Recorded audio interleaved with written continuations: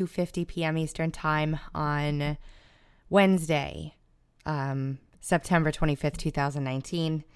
Wanted to let you know, guys, this video is brought to you by Noble Gold Investments. If you guys don't know, precious metals, gold, silver, etc., actually can be rolled over into your IRA or 401k, and you can use those precious metals to keep you guys safe, keep you right out the markets. I know a bunch of the people that listen to some of the stuff I do have gone forward with this and have been really pleased with what Noble Gold has done for them. So you guys can give a call over to Noble Gold right now at 877-646-5347. Ask them to help you move your money to safety in precious metals. Or you guys can look in the description box or in a tweet after this video, and we will get a link to you so that you can get on this. Make sure you guys mention that Tracybeanz sent you, okay? So what did I want to talk to you about today? Obviously, what I'm going to do today is go through for you the whistleblower story from beginning to end so that we have a comprehensive timeline of what happened. And then we're going to go over what in the living daylights he meant in the transcript of the call, President Trump meant when he mentioned Crowdstrike today. So I'm going to give you some background on that. It is a fluid situation, which means that every time I refresh Twitter, there's new information. And so I just had to kind of make a call to stop what I was doing and just get this out to everybody because the beginning facts aren't going to change. So I hope you guys are all ready. Thank you for being here. I'm just going to see if I love you guys too. Hi, Debbie. Hi, Stephanie. Hello to everybody. Hi out there. And hello to everybody that's watching on Facebook. Lots of people are watching on Facebook, so I wanted to say hi because I'm not there often. All right, are we ready to get started here? Let's get started. Put this here. Put this here. Why can't I? I want to read the chat at the same time as I do this, and it doesn't look like that's going to be possible. Pop it out.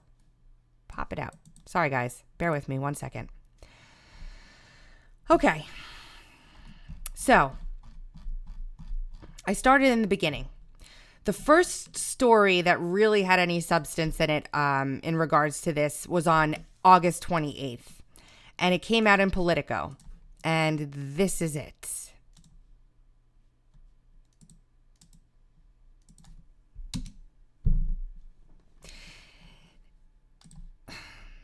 Trump holds up Ukraine military aid meant to confront Russia. So this story here is a story about the Trump administration deciding that they were going to hold back this $250 million in military assistance to the Ukraine. And he said that they said it was because they were, looking into corruption, making sure this money was going to be well spent, making sure that it was going to people that were, up on the up and up, etc. And this President Trump basically asked his national security team to review the funding program known as the Ukraine Security Assistance Initiative in order to ensure the money is being used in the best interest of the United States. Then they go into how this could be because Trump is actually trying to be more sympathetic to Russia by stopping the Ukraine from defending itself. And then they go on in this article to say that, hold on, it's in here. Here, this is Bob Menendez who said, "Enough is enough. President Trump should stop worrying about disappointing Vladimir Putin and stand up for U.S. national security priorities." So this is where they first talked about the meeting with Zelensky, the new president of the Ukraine, as well as the holding back of these funds. This is where it started percolating. Then we had a CNN story the next day, which is popping up. There we go. About this as well. And in this story, it says Representative Adam Schiff, the Democratic chairman of the House Intelligence Committee, tweeted Wednesday that such a move, holding back this money, would be destructive to our national security and suggested that the decision is politically motivated. Trump is withholding vital military aid to Ukraine while his personal lawyer seeks help from the Ukraine government to investigate his political opponent. It doesn't take a stable genius to see the magnitude of this conflict or how destructive it is to our national security, Schiff said. So there's the first inkling back in August that we get of this Ukraine-Giuliani potential issue. Then on the 5th of September, Washington Post already has this story, including an angle on the aid, where they say, it's coming. Don't want to see you. Hold on. So this is just the beginnings, just to recap. This is where we first started reading in comparison to when the story timeline begins. These little reports in the media are the first inklings of this scheme, scandal, etc. So in this article by the Washington Post, we have them saying Mr. Zelensky has so far failed to win the backing of President Trump. Not only has Mr. Trump refused to grant the Ukrainian leader a White House visit, but also he suspended the delivery of $250 million in military aid to a country still fighting Russian aggression in its eastern provinces. But we're reliably told that the president has a second and more venal agenda. He is attempting to force Mr. Zelensky to intervene in the 2020 U.S. presidential election by launching an investigation of the leading Democratic candidate, Joe Biden. Mr. Trump is not just soliciting Ukraine's help with his presidential campaign, he's using U.S. military aid the country desperately needs in an attempt to extort it. There is the very first military aid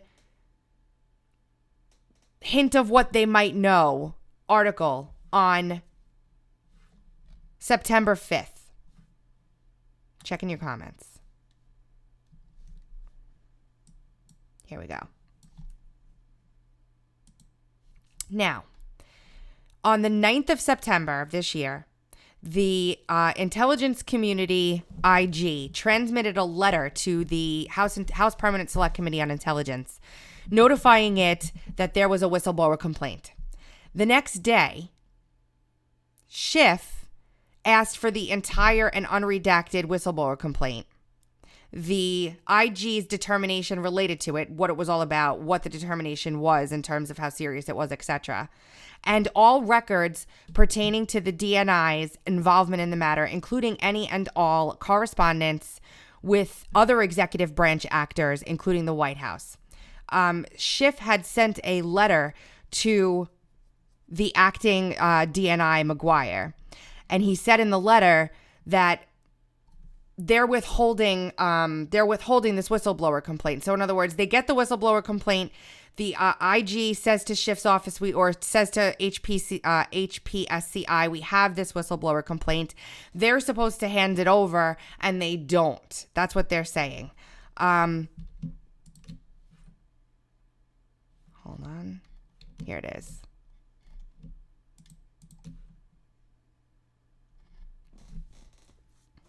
This is a press release put out by Schiff's office on September 13th, 2019. Schiff states a month ago, which would have been in August, around the time of that WAPO article-ish.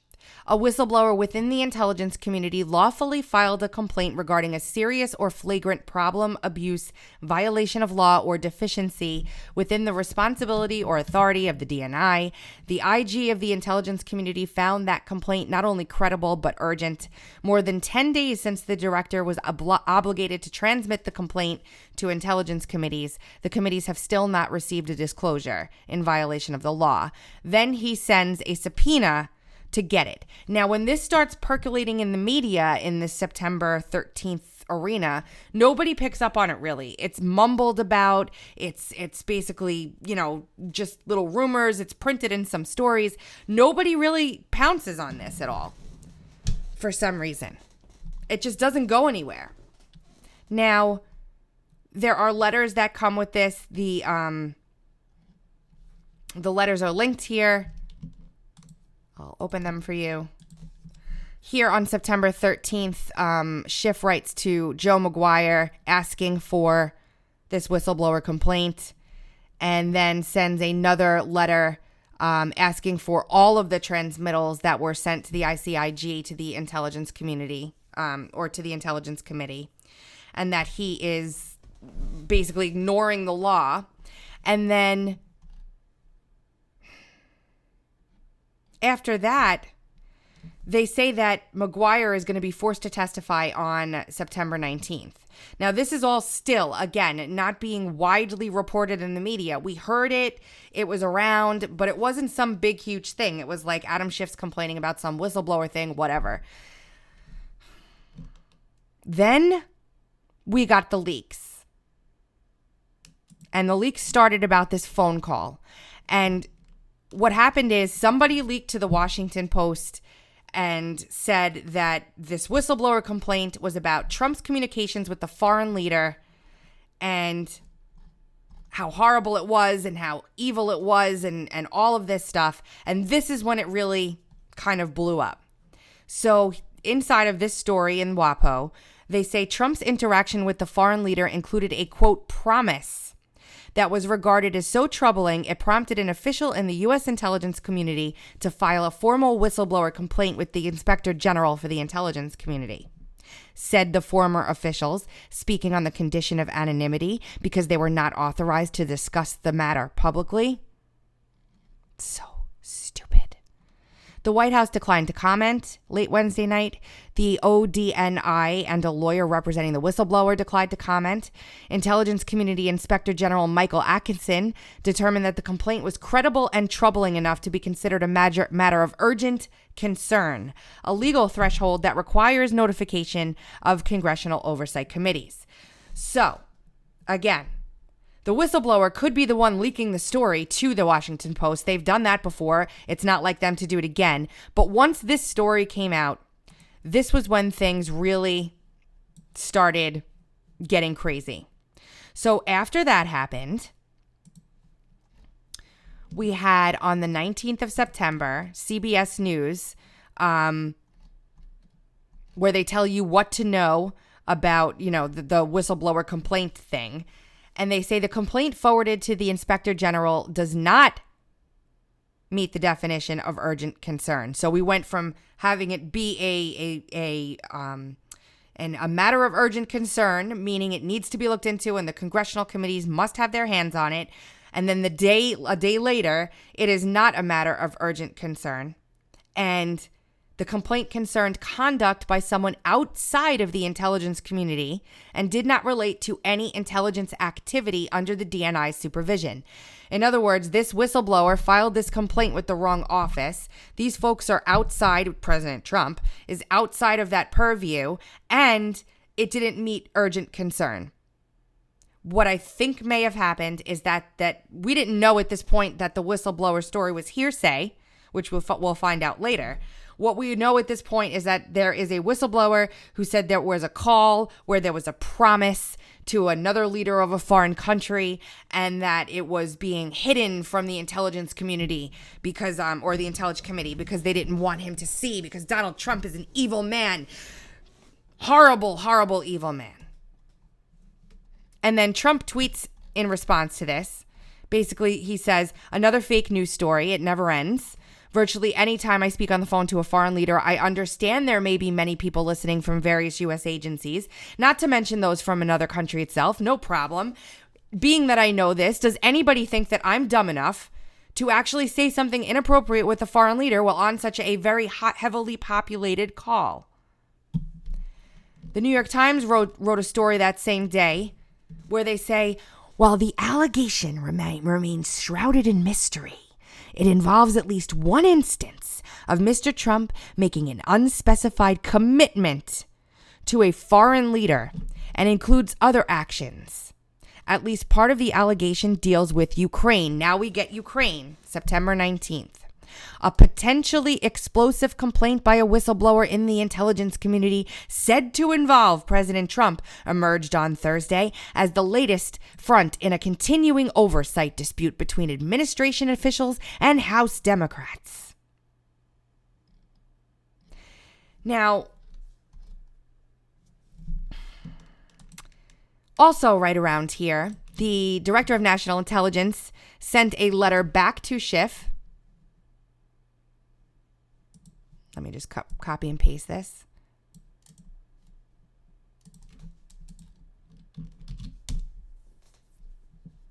On the 17th, right in this time period, saying that the intelligence community, the ODNI has complied with all law. They reiterate the full explanation in the September 13th letter they had sent.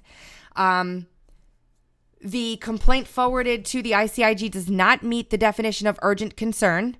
That definition concerns serious allegation relating to the funding, administration, or operation of an intelligence activity within the responsibility and authority of the DNI.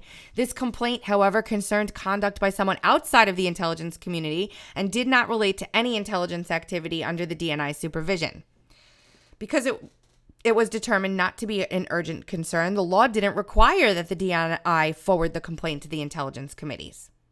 So now they don't have the complaint. They still haven't gotten the complaint.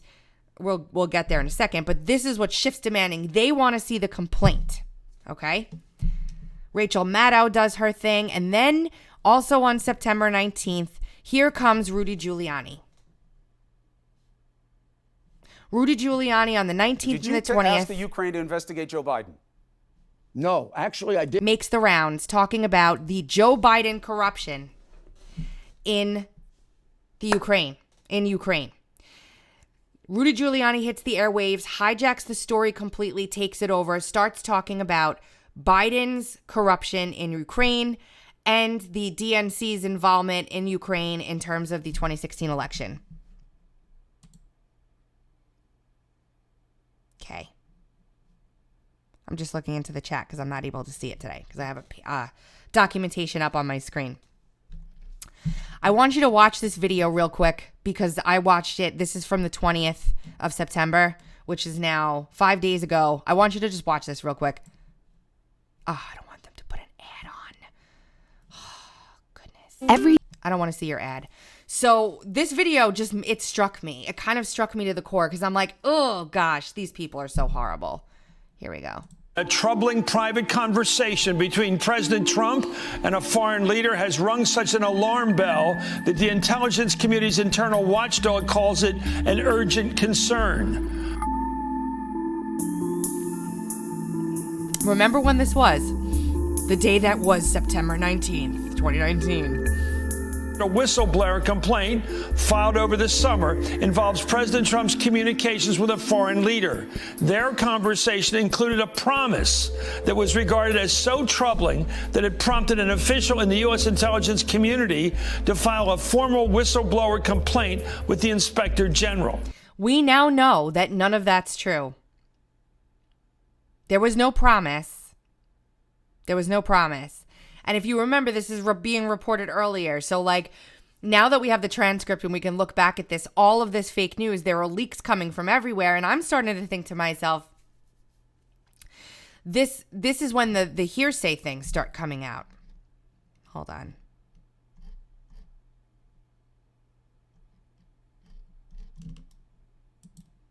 On the 22nd, we start getting reports that the whistleblower didn't have any direct knowledge of the Trump phone call at all. The anonymous White House whistleblower suggesting Donald Trump had an inappropriate conversation with the foreign power, now known to be Ukraine, reportedly made that claim based on hearsay. Fox News senior political analyst Britt Hume noted Saturday how CNN admitted that the political firestorm is all based on a whistleblower thought to be a White House intelligence agent with second-hand information.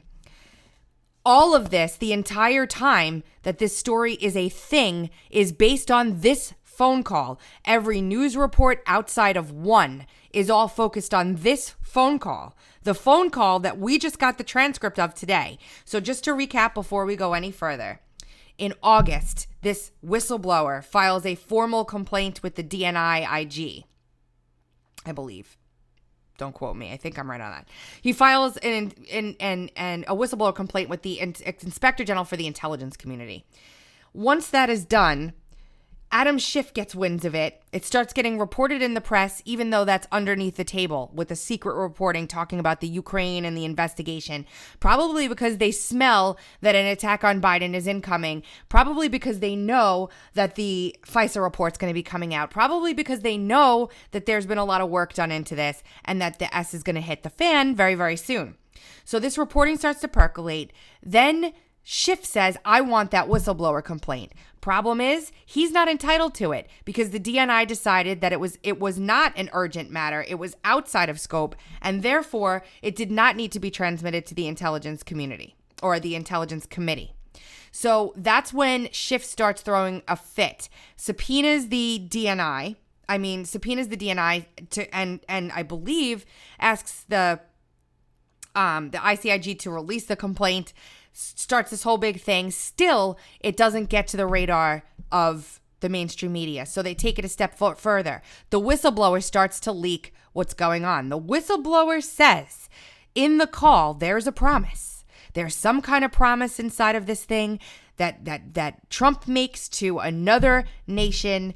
Don't release who the nation is yet because we're going to do the speculative thing, and Russia and Korea and all the countries that he's spoken to in that time period are fair game. And we're going to push this through while we try to figure out what's going on here and when we should release the rest of this damning horrible story on Trump that this whistleblower has. All the while, especially now, I'm starting to think to myself, whoever leaked to that whistleblower, the leaks are real. The news is fake. I don't think the whistleblower realized, this is obviously just speculation, but I don't feel like the whistleblower realized that they were being lied to. I think they thought they had something golden. I think that the person who leaked to the whistleblower may not have been on the whistleblower's side. So we learn now that the whistleblower didn't have any direct knowledge of any of the communications. Instead, they came in part from learning information that was not obtained during the course of their work, and those details have played a role in the administration's determination that the complaint didn't fit the reporting requirements under the intelligence whistleblower law. They have their attorneys, and we have documents from their attorneys. Now, there's been a lot of talk about who these people, the whistleblowers' attorneys are. There's some interesting stuff in there. There are pro-Clinton, Clinton staffers, etc., anti-Trump folks on this team. But there is also the former IC attorney, ICIG, who was attacked by the former power brokers inside of the Justice Department that were trying to cover up for the Hillary Clinton email scandal because he was the one who was blowing the whistle on it. He's in this firm, McCullough. So there's an interesting little kind of quandary there as to the firm that is representing the whistleblower. We do not know the whistleblower's name, but I'm going to give you a little hint that I found as to the sex of the whistleblower in a moment. And at that same law firm are other people that don't really mesh with the politics of the people representing this person. Is it a big deal? Maybe not. It's just something that I wanted to throw out there for you guys so that you could understand. And I'm not even getting into the strategery behind this yet, but I will be in a moment. Moving on. So now it starts to come out that this whistleblower isn't even a legit thing. The Daily Caller has an article about it, etc. I'm going to show you some of the documents that came out yesterday from the law firm representing the whistleblower. This is a letter that the DNI wrote to the attorney on behalf of the whistleblower. I write in response to, oh, you know what? Let me show you the letter first. Sorry, guys. Bear with me.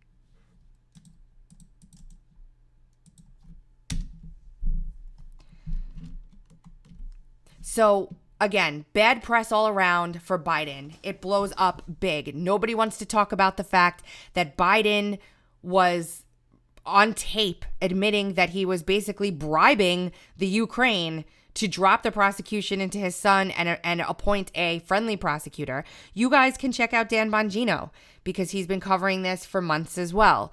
They also don't talk about Chalupa and the DNC and Crowdstrike, and I'm going to get into that today for you as well. They don't want to touch this Biden thing with the 10-foot pole. Chris Cuomo or Frito goes after Giuliani. Giuliani's on all the networks talking about this. This was brought to him months ago. He goes to Ukraine on behalf of the State Department. Then it becomes a big attack on Giuliani. Why is Giuliani going over there? Why is he trying to bring up dirt on his political opponents? Listen, if we go by your standards, folks, DNC, investigating a presidential candidate is absolutely no big deal. That's all you did the entire campaign season. So what's good for the goose is good for the gander, especially when there's actually a legitimate crime. This is a letter that was written yesterday to the DNI from the whistleblower attorney, saying, my firm represents a member of the intelligence community who's reported an urgent concern to the Office of the Intelligence Community Inspector General. My client submitted a disclosure on August 12th through the established procedures promulgated by law. Within the statutorily mandated period, the ICIG concluded that my client's disclosure was both credible and urgent, as the underlying information disclosed meets the standards set forth under 50 U.S.C. 3033 K5G. In accordance with that, I'm providing you formal notice of our intent to contact the Congressional Intelligence Committees directly. Accordingly, I request direction on doing so. I thank you in advance for your time. They write back, and here's where you get your little hint. You ready?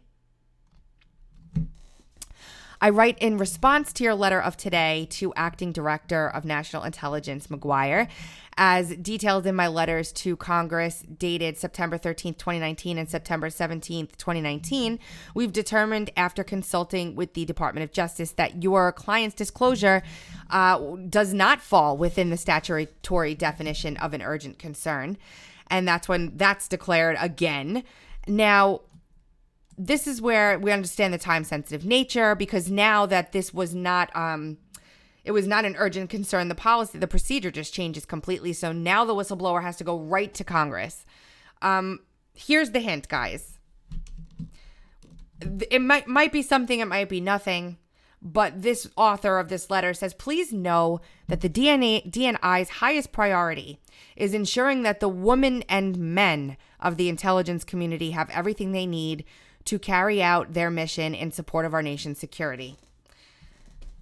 I don't know about you guys, but that's not usually the way the saying goes.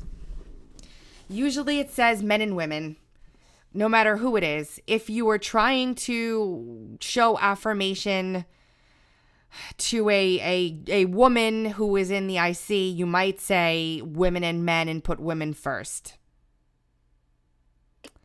So that's where we're at. So these are the letters that came out yesterday. So now there's this whole big thing yesterday about this call, and the reporting goes crazy, and they're talking about how Donald Trump should be impeached because of this phone call and pay to play and all the nuts stuff we saw yesterday. I mean, the absolute insanity that we saw yesterday.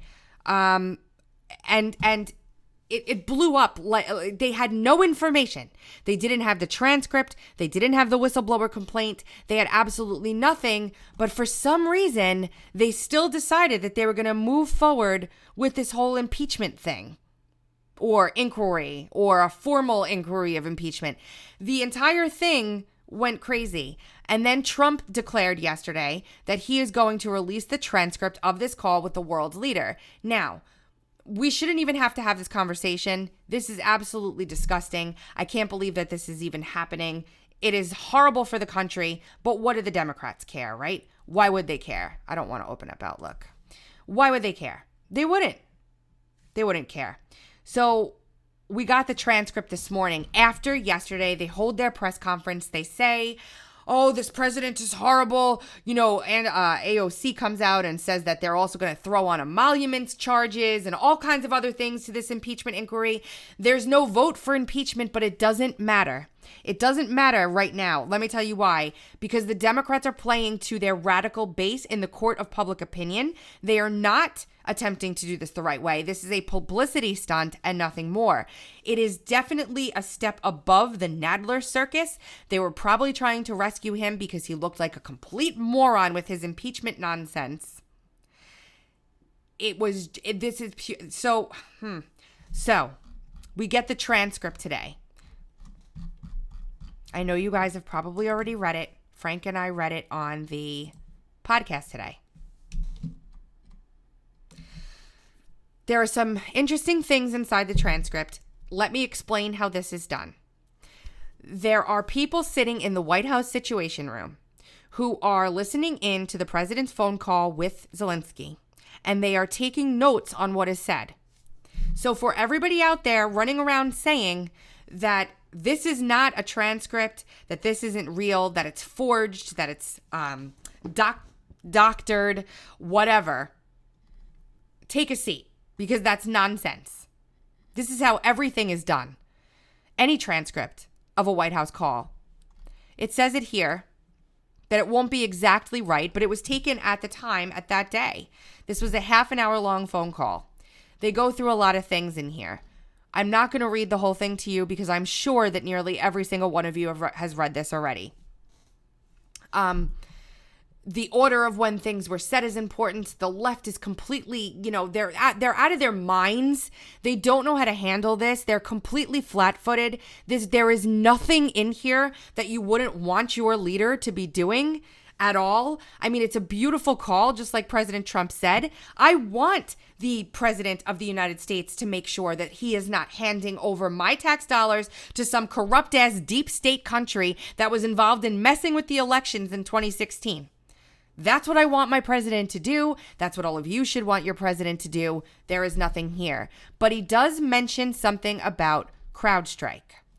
I would like you to do us a favor, because our own country has been through a lot and Ukraine knows a lot about it. I would like you to find out what happened with this whole situation with Ukraine. They say Crowdstrike. I guess you have one of your wealthy people. The server, they say Ukraine has it. Everybody has been talking about this. What does it mean? What does it mean? Can I tell you what I think it means? Yes. Can I tell you what it definitively means? No.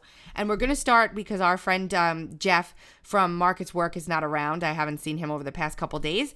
We're going to start here on an article that he wrote in March of 2018 when we were talking about this. He says, I wrote on the role of Alexandra Chalupa, who is a Ukrainian-American DNC operative who appears at the center of the DNC's construction of information used in the Steele dossier. The role of the former Assistant Secretary of State, Victoria Nuland. Remember that name. Keep it at the forefront of your mind in the coming days. Victoria Nuland. Keep this at the front of your minds, guys. The role of former Assistant Secretary of State Victoria Nuland in disseminating the dossier, along with her involvement in shaping Ukraine, was also discussed. The name Viktor Pinchuk was mentioned. Viktor Pinchuk. Viktor Pinchuk is a Ukrainian billionaire. He is the founder of Interpipe, a steel pipe manufacturer. He also owns Credit Bank, some ferroalloy plants, and a media empire. He's married to Elena Pinchuk, the daughter of former Ukrainian President Kuchma. He's been accused of profiting from the purchase of state-owned assets at a severely below market price through political favoritism. Pinchuk used his media empire to deflect blame from his father-in-law for the September 16, 2000 murder of journalist Georgy, don't ask me to say that name. Now, this gets very complicated. It goes into Doug Schoen, who worked with Bill and Hillary Clinton. Pinchuk has ties to the Clinton Foundation. Pinchuk has ties to, hold on, Dmitry I always do this. Dmitry Alperovitch, who is a senior fellow to the think tank in Washington Atlantic Council, but is also the chief technology officer of Crowdstrike. CrowdStrike, if you don't know, is the cybersecurity firm that the DNC had hired to look into the alleged hacks of the DNC servers. The FBI was never allowed to see those servers. They were forced to use CrowdStrike's word about what happened to them. This was the beginning of the entire Russia narrative. This was the beginning of Russia hacked the election. This was the beginning of WikiLeaks was hacked by Russia. This was the beginning of the Paul Manafort issue because of the Black Book Ledger, which is what Chalupa was doing. So how does the Ukraine and Pinchuk and CrowdStrike all tie together? CrowdStrike's Alperovich was also on the Atlantic Council. The Atlantic Council is funded by Pinchuk. Pinchuk is a major Clinton donor. Pinchuk was also alleged to be one of the sources of the dossier. Does this make sense for everybody? Does this make sense? I'm just going to hold for a second just so that I know if I need to continue.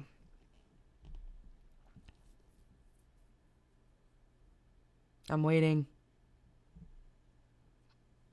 If you're good, just say yes. Sometimes I'm guilty of not explaining things properly, and that's the last thing that I want to do to you guys, especially on this. So, okay. So, and yes, so now we had obviously there are details that I'm not going over here. We had Rudy Giuliani mentioned George Soros being involved in this, as well as, like someone pointed out here in the comments, I'm getting a phone call. Someone pointing out here in the comments as well. So, this is how CrowdStrike ties into Ukraine. It's because of Pinchuk and CrowdStrike CTO, Alperovich. So, a couple things. You know, a lot of people have been covering this story. Somebody that I had an insane falling out with over the fact that I decided not to pick up this story because of the size of it at the time. Lee Stranahan has been doing his thing. Dan Bongino has been doing his thing. I have not dug into this in depth because of the divisiveness surrounding it. If you don't say something right, you get attacked by this group of people or that group of people. It's the same reason why I stopped talking about my thoughts about WikiLeaks. Don't want to be involved in it. I could not find an unbiased set of facts in the entire Ukraine story, way back, not just this. So I just didn't go near it because I couldn't find unbiased facts and there were other people doing the work. Here, this is pretty straightforward. Pinchuk, I can never say his name, Alperovich, Chalupa. Chalupa was paid $76,000 by the DNC during the time that she was doing this work. This Black Book Ledger, which it came out actually was doctored and not even real information. This story started percolating up in May when John Solomon started reporting about it and was attacked mercilessly by Lee Stranahan as well for not reporting something. I don't remember what his qualm was, but John Solomon started reporting on this and then everybody started paying attention to it. It kind of disappeared for a little while. And then now here we are again later on where we've got this. So now Trump has agreed to release the whistleblower complaint. He has agreed to release every document that you could possibly think about it, about what happened. It'll all be coming out. And now here the Democrats stand. What are they going to do with this? They have nothing. This was a complete waste of time. So again, I have some speculative thoughts about what I think is going on here. I am not sure if I'm correct. Before I get into my speculative opinion and thoughts, I would tell you again to please focus on, you got to read this article, but please focus on Nuland because Nuland is important in this entire scandal. And I'm going to be I've been working on a piece on Nuland and her husband for the past couple days that I haven't been able to finish yet, but it all ties in here. So this is on Jeff Carlson's website. It's on themarketswork.com. It was from March 11, 2018. And I will tweet out the link to it underneath my tweet, and I will put the link to it in the description box on YouTube because I'm mixing audiences. Okay. So here is my speculation, okay? Here is my speculation. It seems to me, and Frank and I have been talking about this, It seems to me that there is a possibility that, and I'm not the only one to say this, so I'm not taking credit for it, that the whistleblower thought that they were a legit whistleblower, not that thought they were a whistleblower, but thought they had legitimate information and was doing anything they could to take down the president, but was actually given fake information.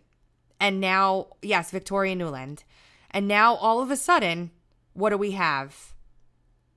All of a sudden, we have a Biden catastrophe in the media, and you can't avoid it. So it could have been one of those cases of the leaks are real, the news is fake, that Trump knew that this was going to happen, was prepared and ready to go, and had it all ready. That's one thing. The second thing is they could smell that there was blood in the water back when the fake news started reporting about this stuff in August, and decided that they would get on top of it, and combat it the way that they did. I'm waiting because there's more here.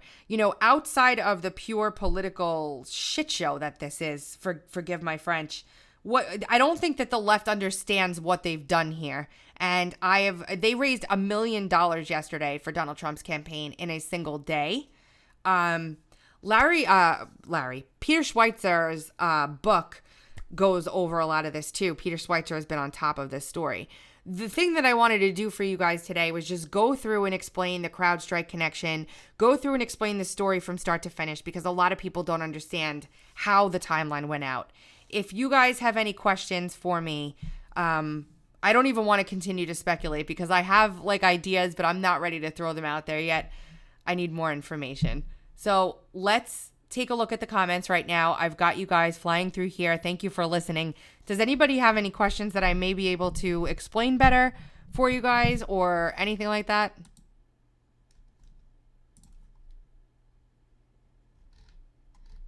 Anything? Anyone? Okay. I don't see any questions coming in. But there's a lot of... I was fired up yesterday. I was angry, and I'm still angry. And I don't think that these people understand what they have done here.